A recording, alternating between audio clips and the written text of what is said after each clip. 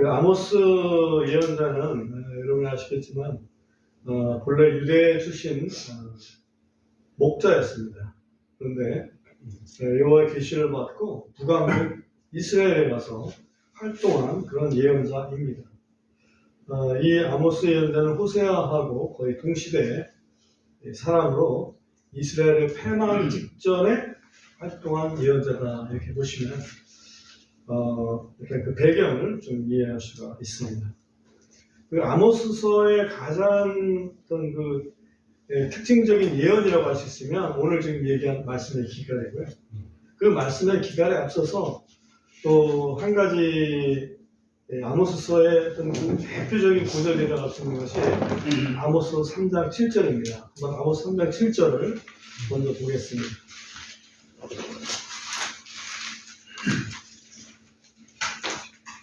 아모스 3장 7절하고 같이 읽어보겠습니다. 분명히 시작. 분명히 주 하나님께서 자신의 은밀한 일을 자신의 종 예언자들에게 계시하시지 않고서는 아무것도 행하지 아니하시느니라.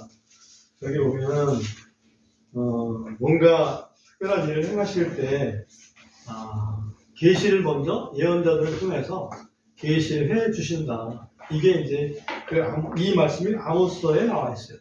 그게 특징입니다. 말씀이 없다 그 얘기는 어찌 보면 하나님께서 주시는 그 계시가 없다 이렇게 볼 수도 있어요.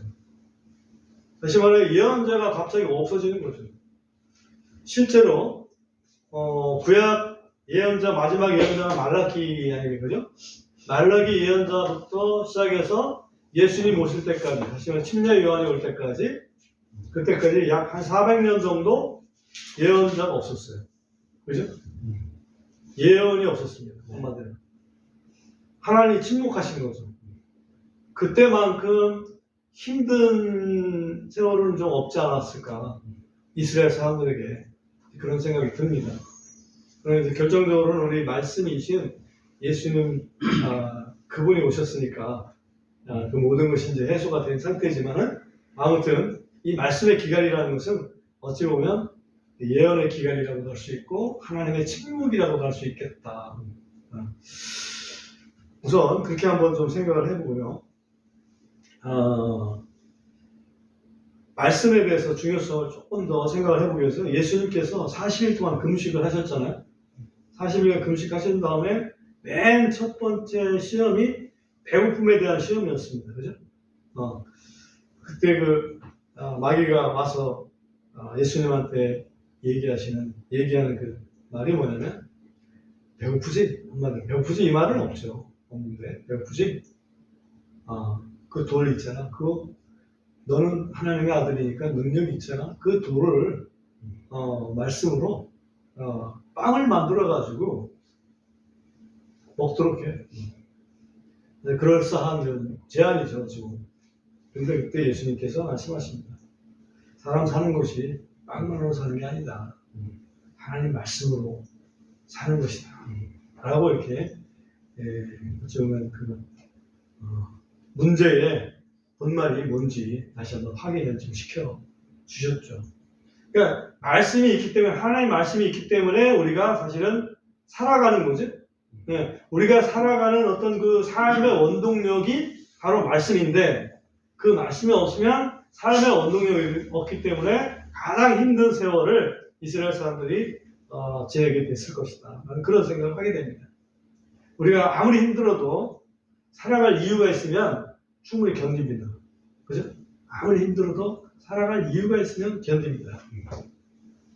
예를 들면 자식이 하나 있다 이거죠. 그 자식이 하나 있는데 자식이 지금 내 도움이 없으면 못 살아가는 자식이다 이거야. 그러면 힘들어도 그 자식을 위해서 살아가죠. 그죠? 그런 것처럼 삶의 어떤 그 이유가 있으면 살아갈 수가 있습니다. 근데 삶의 이유를 찾지 못하면은 그냥 죽지 못해 사는 거예요. 죽지 못해. 근데 과연 우리 그리스도인들에게는 삶의 이유가 있을까? 뭐가 있을까? 무엇을 주셨을까? 감사한 것은 하나님 말씀에서 보면 우리 삶의 이유를 분명히 주셨어요. 분명히 주셨습니다. 어떤 이유를 주셨는가 여러 가지 말씀이 있겠지만 제가 볼 때는 디모데전서 2장 4절에 보면 이런 말씀이 있어요. 하나님은 모든 사람이 구원을 받으며, 그죠? 모든 사람이 구원을 받으며 진리를 아는 진리를 아는 데 이르기를 원하십니다. 그죠? 그러니까 하나님이 원하시는 게 있어. 구원을 받아야 되고 진리를 알아야 돼.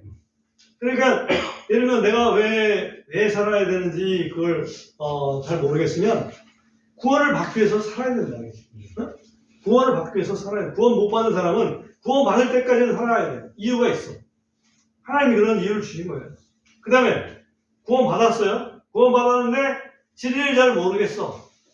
그럼 진리를 알 때까지 살아야 돼. 네? 왜? 하나님께서 진리를 알기를 원하시기 때문에.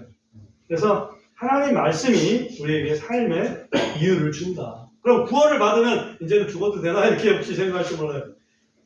바보 아니에요? 구원을 받았는데 왜 죽음을 생각합니까? 구원받는 사람은 고린도전서 6장 19절에 보면 이런 말씀이 있어요. 너희는 너희 것이 아니다. 주께서 값을 치르고 사셨으니 너희 몸과 너희 영으로 하나님께 영광을 돌리라. 이렇게 말씀하십니다. 그러니까 구원받게 되면 구원받은 내가 나의 것이 아니고 하나님의 것이기 때문에 내 마음대로 못하는 거지. 살아야 되는 이유는 하나님이 살라고 하시기 때문에 살아야 되는 거예요. 이해되시나요? 구원받은 우리가 살아야 되는 이유는 분명합니다. 우리의 몸과 우리의 영으로 하나님께 영광을 돌려야 하기 때문입니다. 그래서 우리의 삶을 통해서 하나님께 영광을 돌리려면 그 방법은 한 가지입니다. 요한복음 15장 8절 한번 잠깐 보고 오겠습니다. 이유는 우리가 알고서 지나가야 되니까. 요한복음 15장 8절을 보면 너희가 열매를 많이 맺는 것 그것으로 내 아버지께서 영광을 받으시나니 이로써 너희가 내 제자가 되리라. 아버지 하나님께서 영광을 받으시려면 뭐를 맺어야 돼요? 열매를 많이 맺어야 되는 거죠. 우리가 열매를 많이 맺으면서 살아가는 것이, 다시 말하면 하나님께 영광을 돌리며 살아야 되는 것이 우리 삶의 이유다라고 말씀하십니다. 그 열매는 성령의 열매로 우리가 이해를 하면 거의 틀림이 없다. 자, 우선 우리 아모스서를 다시 확인합니다. 아모스서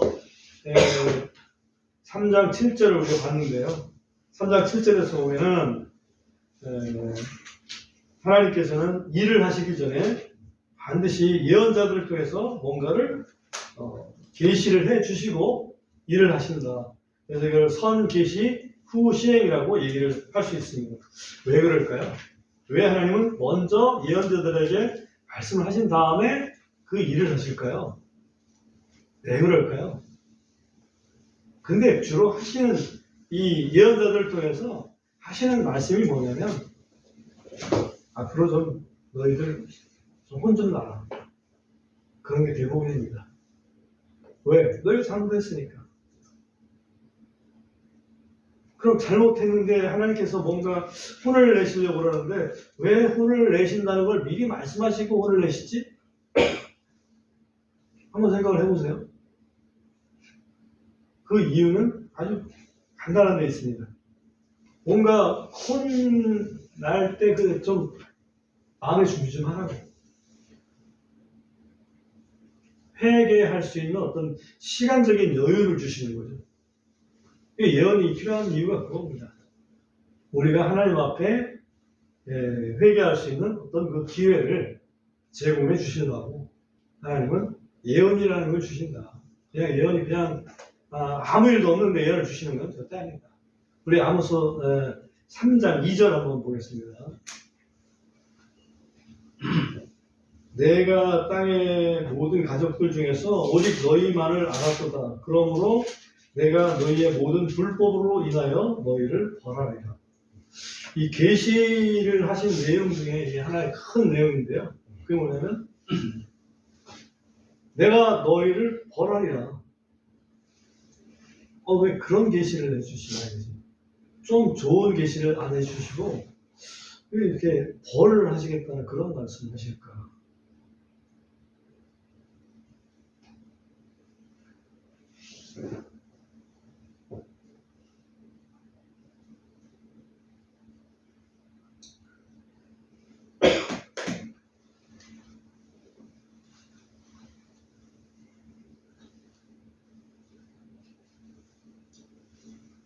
너희의 모든 불법으로 인하여 너희를 벌하리라. 결국은 하나님께서 이스라엘 백성에게 너희가 지금 하나님 앞에 잘못하고 있기 때문에 너희를 벌할 거야. 그러니까 정신 차리고 회개해. 그런 말씀이죠. 이거 어떤 잘못을 했던 얘기일까라는 것을 3장에서 계속해서 말씀하고 있습니다. 그래서 1절에 한번 보세요. 3장 1절을 보시면 오 이스라엘 자손들아 주가 너희를 대적하여 말한 이 말을 들으라. 그건 내가 이집트 땅에서 데리고 올라온 온 가족을 대적하여 한 말이니 이르기를 내가 땅의 모든 가족들 중에서 오직 너희만을 알았도다. 그러므로 내가 너희의 모든 불법으로 인하여 너희를 벌하리라. 무슨 불법일까? 그것도 한번 생각해 봅니다. 그 불법의 이유를 쭉 설명했는데 그 설명을 한 내용을 보면 가난한 자를 억압한 죄, 그 다음에 궁핍한 자를 짓밟은 죄, 그런 죄들을 아주 크게 먼저 다루고 있습니다. 그 앞에 2장에 가서 보면 중간에 보면 좀 중간 글씨로 유다와 이스라엘에 대한 심판 이런 표현이 있나요? 2장 4절 바로 위에 그 보면 4절부터 보면 주가 이같이 말하노라 유다의 세 가지 범법 네 가지 범법으로 인하여 내가 그것의 형벌을 돌이키지 아니하리니 라고 되어 있고요. 그 다음 6절에도 가보면 주가 이같이 말하노라 이스라엘의 세 가지 범법 네 가지 범법으로 인하여 내가 그것의 형벌을 돌이키지 아니하리니 라고 유다와 이스라엘의 범법 사실을 성경까지 예시를 한번 들어줍니다. 그 예시의 내용을 요약을 좀 해서 보면 그 7절에 보면 가난한 자의 머리에 있는 땅의 티끌을 탐내며 온유한 자의 귀를 굽게 하고 또 한 남자와 그의 아버지가 같은 젊은 여자에게로 들어가 내 거룩한 이름을 더럽히려 하며 또 그들이 모든 제단 옆에서 전당 잡은 옷 위에 스스로 눕고는 자기들의 신의 집에서 정죄받은 자들의 포도음료를 마시기 때문입니다. 이걸 가만히 생각해 보면 가난한 자들을 억압하고 궁핍한 자들을 짓밟고 또 행음하고 심지어는 우상숭배를 하고 이스라엘 백성이 우상숭배하는 건 참 이해가 안 돼요. 그죠? 우리나라 사람들이 우상숭배하는 건 이해할 수 있습니다. 왜? 출애굽의 경험 같은 건 우리한테 경험이 없으니까. 근데 이스라엘 백성은 출애굽의 경험으로 세워진 민족인데 그들이 우상숭배합니다. 우상숭배하기 전에 하는 걸 보면 공정하지가 못하고 좀 힘 있는 사람이 힘 없는 사람 억압하고 짓밟습니다. 아모스 5장 7절도 한번 보겠습니다. 아모스 5장 7절 보면 여기 보면 판결의 공의를 뭐로 바꿉니까? 쑥으로 바꾸고 의를 땅에 내버리는 너희들아 이렇게 얘기했습니다. 판결의 공의를 쑥으로 바꾸고 의를 땅에 내버린다. 판결의 공의하고 의하고의 그 차이가 뭘까 한번 생각을 좀 해봤습니다. 판결의 공의하고 의. 의라는 것은 어찌 보면 기준이잖아요. 의는 기준이에요. 판결은 결과고. 한마디로 의는 법이라고 할 수 있고 판결은 그 법의 적용이라고 볼 수 있습니다. 의는 어찌 보면 과정이라고 볼 수 있고 판결은 결과라고 볼 수 있어요. 근데 그 결과를 쑥으로 그야말로 사람이 먹을 수 없는 쑥은 굉장히 쓴 것을 얘기합니다. 사람이 먹을 수 없는 그런 상태로 만들어버렸고 그 과정은 아예 의라는 것은 땅에다 내버렸다 이거지. 이게 하나의 이스라엘 백성들이 잘못한 것을 하나님께서 요약을 해보면 그겁니다. 공의는 완전히 그 결과물을 쑥으로 만들어버렸고 의는 땅에 내버리는 그런 상태. 과정도 버리고 결과도 버린 상태. 그게 이제 이스라엘의 잘못입니다. 그래서 그 잘못을 좀 돌이킬 수 있도록 기회를 주려고 하나님께서 심판 전에 그냥 한 말씀만 하시고 그냥 나중에 가만히 있다가 심판 딱 하시는 게 아니라 심판 전에 한 너댓 가지 정도를 경고를 내리셨습니다. 그거를 4장에서 쭉 설명을 하고 있어요. 한 5가지가 되는데 4장 6절을 한번 어머니 한번 읽어주시기 바랍니다. 4장 6절.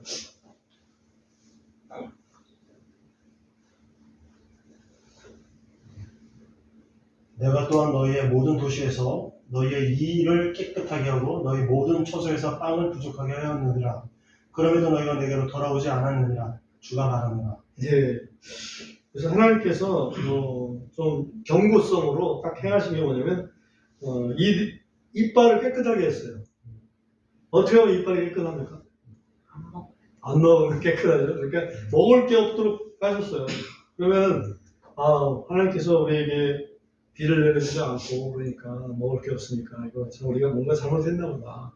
그래서 돌이켜야 되는데 안 돌이킵니다. 그 다음에 7절도 한번 읽어줘 보세요.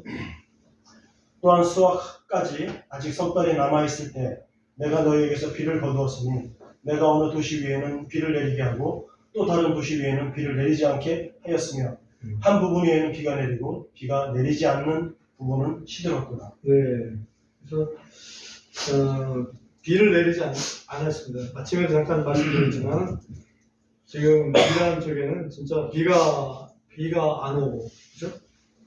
가뭄이 너무 심해가지고 진짜 심각한 것 같아요. 생각보다.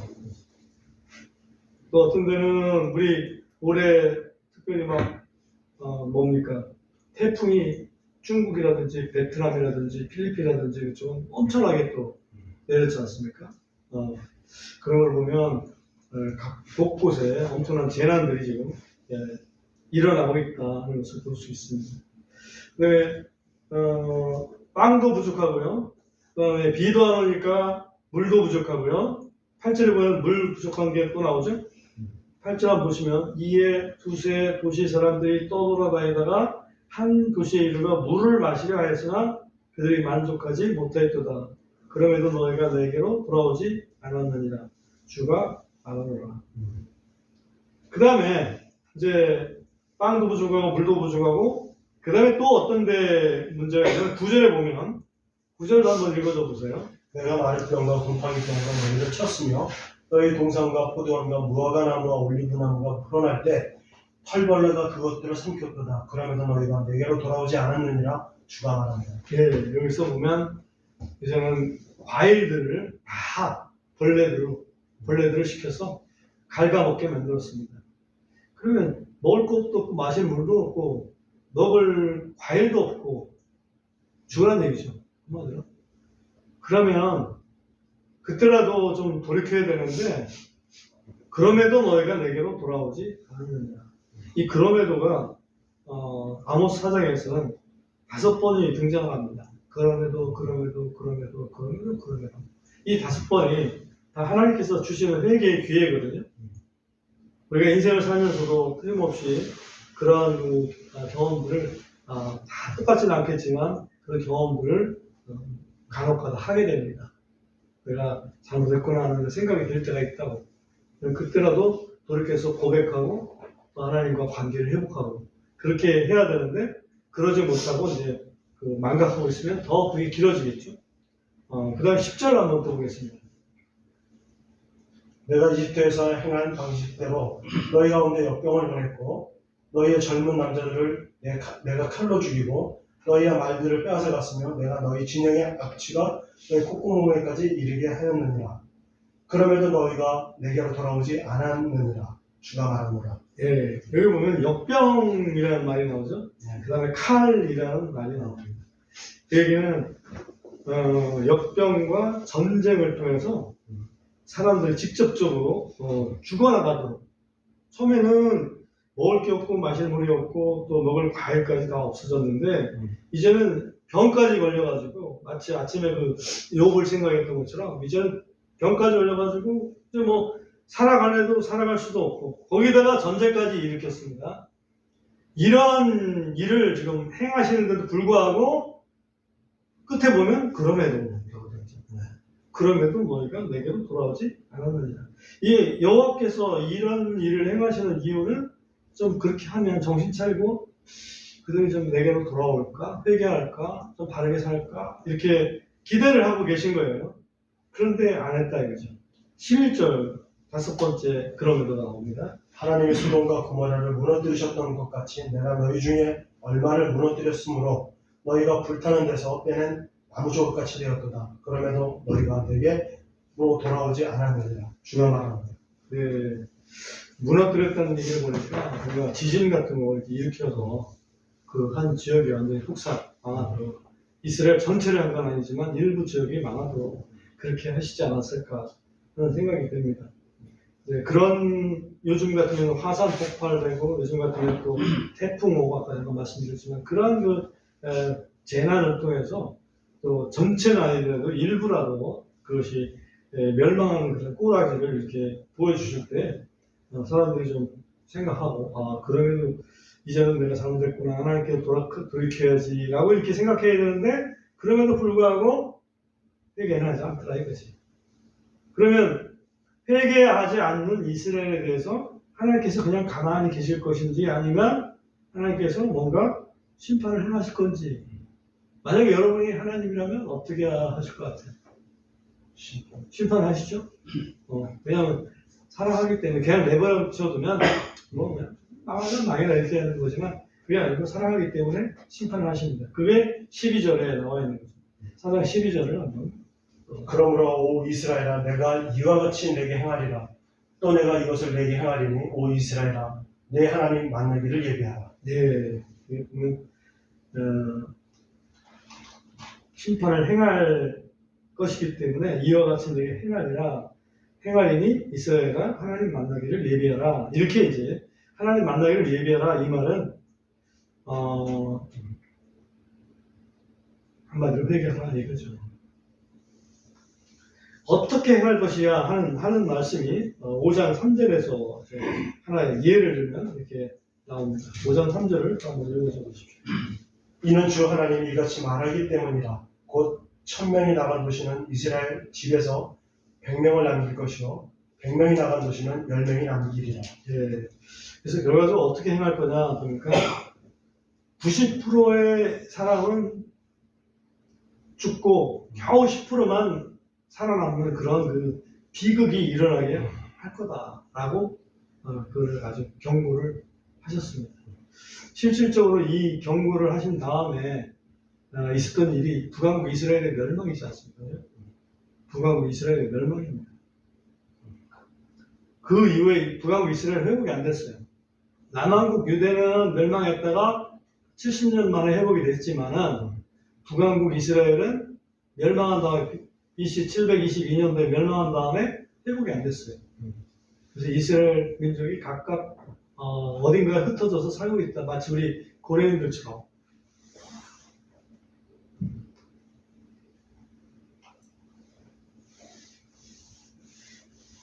그리고서 우리 하나님께서 최후의 권고를 하십니다. 그게 5장 4절부터 있는 말씀인데요.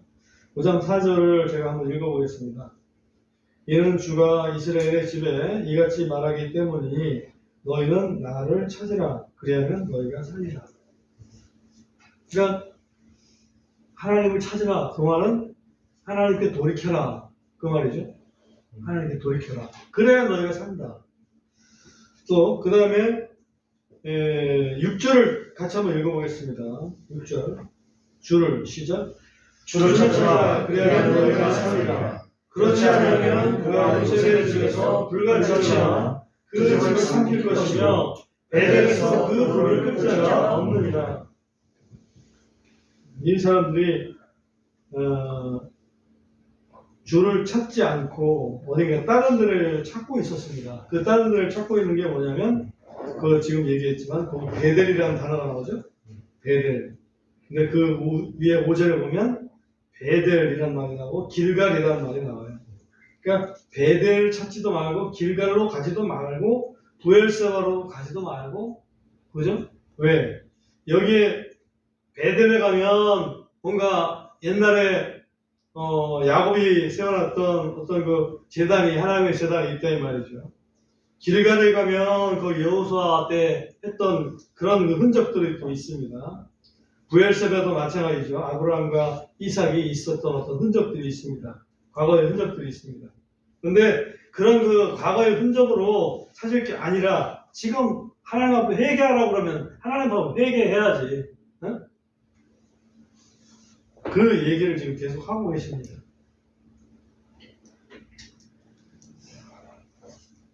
최후의 권고를 하십니다. 그러면 여호와를 찾으라. 그러면 너희가 살리라. 그럼 어떻게 하는 게 여호와를 찾는 것일까요? 오늘 아침에도 마태복음 6장 33절을 봤습니다만 그것과 맥을 같이 한다고 봅니다. 여호와를 찾으라. 그러니까 하나님의 왕국과 하나님의 의를 찾으라. 구하라. 이거는 찾으라. 단어가 seek라고 하는 단어는 똑같은 거예요. 찾는 방법을 5장 14절 15절에서 조금 더 구체적으로 말씀하고 있습니다. 14절 15절 여러분이 한번 더 읽어줘 보십시오. 선을 구하고 악을 구하지 말라. 그리하면 너희가 살게 되리라. 또 이처럼 주 만군의 하나님이 너희에게 말한 바와 같이 너희와 함께하리라. 악을 미워하고 선을 사랑하며 성문에서 판결의 공의를 굳게 세우라. 그리하면 혹시 주 만군의 하나님이 요셉의 남은 자들에게 은혜를 베풀리라. 예, 여기 보면 아주 상식적인 말씀을 하고 있어요. 선을 구하고 악을 구하지 말라. 당연하죠. 우리 하나님의 백성이 선하게 선을 행해야지 악을 행하면 되겠냐. 이제 그런 말씀이죠. 근데 이런 말씀을 하나님이 하고 계신다는 게 하나님이 하고 계시도록 이스라엘 하나님의 백성이 그렇게 행동을 했다는 게 그게 좀 답답한 거죠. 그리하면 너희가 살리라. 그리하면은 주 만군의 하나님이 너희에게 말한 것처럼 너희가 함께하리라. 그다음 15절에도 악을 미워하고 선을 사랑해라 라고 되어 있죠. 그리하면 만군의 하나님이 요셉의 남은 자들에게, 요셉의 남자들은 북왕국 이스라엘을 얘기하는 겁니다. 북왕국 이스라엘에게 은혜를 베풀어 주겠다. 선을 사랑하고 선을 추구하고, 그 다음에 5장 24절 이것도 아주 아모스서의 아주 핵심 구절 중에 하나입니다. 5장 24절 한번 읽어줘 보세요. 오직 판결의 공의를 물같이 흐르게 하고 의를 힘찬 시내같이 흐르게 할지어다. 예, 아까도 나왔지만 판결의 공의, 그 다음에 의, 그것이 저버릴 게 아니고 물같이 흐르게, 시내같이 흐르게, 이스라엘 사람들로부터 공의가 있고 의가 있게, 그러면은 하나님께서 너희를 살려주실 것이다. 이제 그런 얘기를 지금 하고 계신 거예요. 근데 이게 오늘날 이스라엘 사람들에게만 해당되는 게 아니고 오늘날 우리나라나 지금 중국 상황도 좀 비슷한데 그런 걸 보면 공의, 의 이런 것들이 다 이게 뭔가 잘못된 것 같아요. 심판이 바로 되는 것 같지 않아요. 정의가 어디로 가는지 없어졌어요. 좀 힘이 있으면, 다시 말하면 국회의원 수가 많으면 그냥 힘으로 다 밀어붙입니다. 법을 새로 만들어서 예를 들어 판사도 필요 없어 이제. 검찰도 필요 없고 국회의원 수가 다수가 되니까 다수면 충분히 횡포를 할 수 있겠더라고. 옛날에는 분명히 민주공화당이 다수였었는데 그때도 횡포를 했었나 하는 생각이 들어요. 그때는 그 발전하는 과정에서 그런 여유는 없고 정말 국가의 발전이라는 그런 중차대한 목표 때문에 그런 것들을 안 해서 그런가 하는 그런 그 의아한 생각들이 많이 듭니다. 이게 아모스 시대 BC 700~800년 전, 그러니까 지금부터 약 한 2800년 전 그때의 상황이나 지금 상황이나 제가 볼 때는 나아진 게 별로 없어요.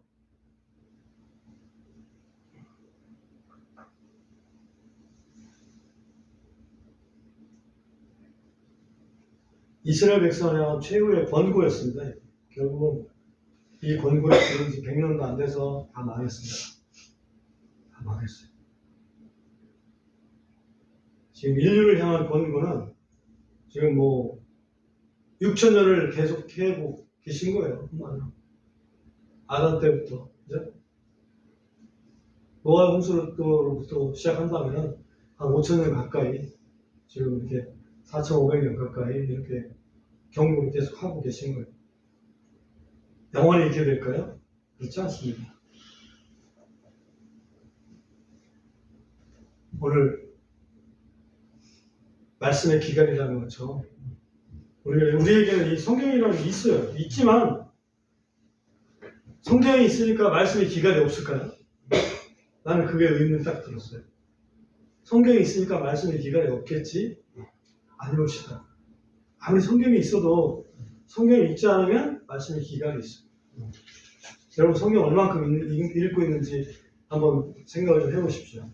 여러분 눈이 나빠져가지고 이제는 연세가 드셔서 눈이 나빠서 성경을 읽을 수 없으면 성경을 득집에서 감사하게도 저는 이제 눈이 안 나빠져가지고 성경을 오래 읽어도 괜찮아요.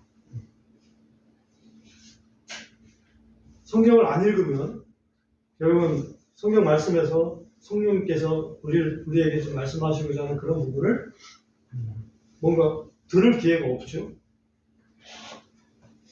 그러면 말씀이 기간인 거예요. 하나님 침묵하시는 거예요. 그래도 가만히 있습니다. 하나님이 그냥 징계하십니다. 그래도 가만히 있어요. 그러면 어떻게 되겠어요? 이스라엘이 BC 722년도에 망했던 것처럼 망하는 거죠. 하나님은 너무나 자비로우셔서 1948년 5월 14일에 이스라엘 독립하도록 하셨고 그때 망했던 그런 이스라엘 10지파까지 포함해서 모든 지파들을 지금 불러 모으고 계십니다. 하나님 역사하죠. 마지막 시대에 불러 모으겠다고 하셨기 때문에 마지막 시대입니다. 우리가 영원히 우리 손자보고 뭐 손자의 손자보고 그럴 것 같아요? 저는 그렇게 안 봅니다. 성경이 그렇게 말씀 안 하고 있어요. 우리는 조금 더 정신을 차리고 성경을 좀 깊이 볼 필요가 있다. 그렇게 생각합니다. 말씀의 기간을 없애는 방법은 성경을 가까이 하는 거, 읽고 묵상하고 공부하고, 그죠? 믿음을 와닿았을 때 행하는 것. 다행인 것은 우리 그리스도인들한테는 정죄가 없다. 로마서 8장 1절을 보면 그리스도 안에 있는 자들에게는 결코 뭐가 없다? 정죄함이 없다. 왜? 우리 속에 성령님이 계시기 때문에. 네?